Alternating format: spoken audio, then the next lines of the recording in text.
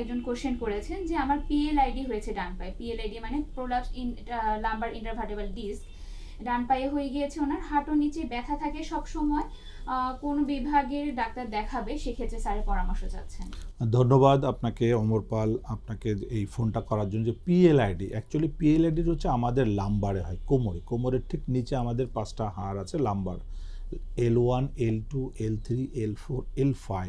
তো যেটা হচ্ছে 2টা হাড়ের মাঝখানে একটা টিউব থাকে, টিউবটা যদি ফেটে ভিতর থেকে জেল বের হয়ে যায়, যেটাকে আমরা বলছি স্লিপ ডিস্ক, তো এটাকে আমরা বলছি PLD, prolapse lumbar intervertebral disc. এবং এই জেলটা বের হয়ে গিয়ে নার্ভে চাপ দেয়, সেটা ডান দিকে দিতে পারে, বাম দিকে দিয়ে, যখন যেদিকে দিচ্ছে সেই ব্যথাটা সেই পায়ে চলে যাচ্ছে।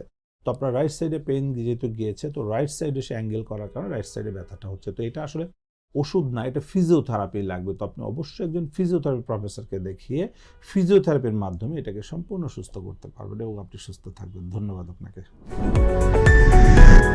এসপি হাসপাতাল, আন্তর্জাতিক মানের পূর্ণাঙ্গ ব্যথা নিরাময় হাসপাতাল।